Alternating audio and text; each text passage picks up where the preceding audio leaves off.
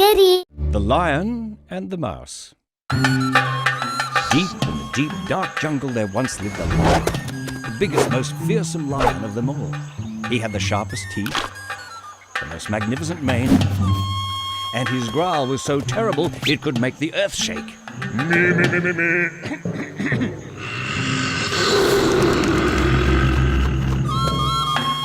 And all the animals in the jungle agreed that the lion was the king of the beasts. In that same jungle lived a mouse. He was as small as the lion was big, and he was as meek as the lion was frightening. You couldn't find two animals more different. One day, as the lion was taking his afternoon nap, he was woken by the little mouse scurrying up his mane between his ears and across his nose. The lion looked around angrily. Who dares to disturb the king of the beasts?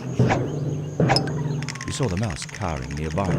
He snatched him up in his claws and was just about to eat him when the tiny creature pleaded, Please, Your Highness, please don't eat me. If you would only spare my life, then I will happily repay you in kind. The lion laughed. That's a good one. How could a pathetic, puny thing like you ever repay a mighty beast like me? I promise I'll do my best, said the mouse, but more in hope than expectation. The mouse closed his eyes, certain he was about to be munched. But it was the mouse's lucky day. A mouse helping a lion? That's the funniest joke I've heard in ages. The lion laughed so hard this time that he opened his claws and dropped the mouse, who scurried quickly out of reach. I won't forget this kindness, Your Majesty. If you need me, just call. Then he scampered away as fast as he could, in case the lion changed his mind. But as the mouse ran back home to celebrate his good fortune, and the lion was dozing off to sleep again, not far away, a pair of men were making their way through the jungle. They were hunters, and one look at their shifty faces, and you could see they were up to no good. For years they'd traveled the world, hunting the wildest animals they could find, crocodiles in rivers, buffalo on plains. Now they were in the jungle with just one animal in their sights. Look, exactly what we're looking for. Lion tracks. They worked through the night to build their lion trap.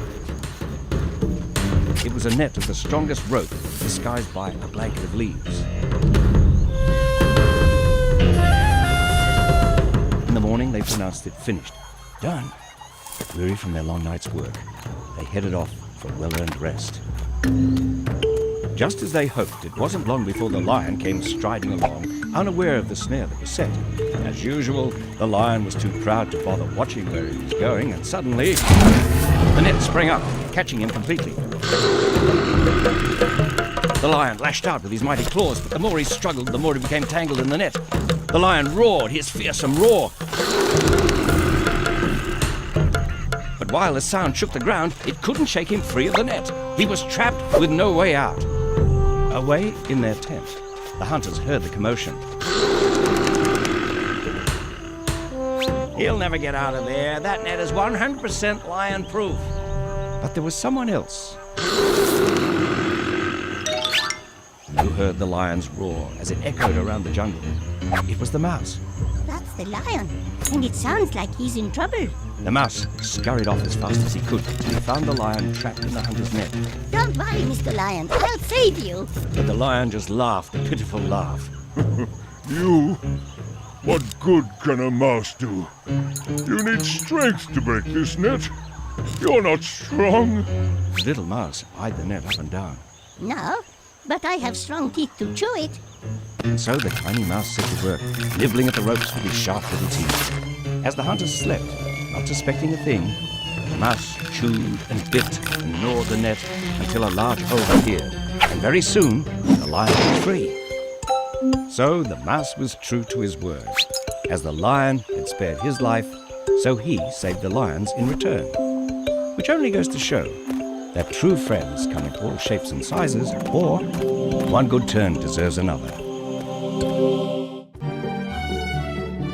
قطار الحكايات يأخذنا مع صديق إلى حكاية جديدة.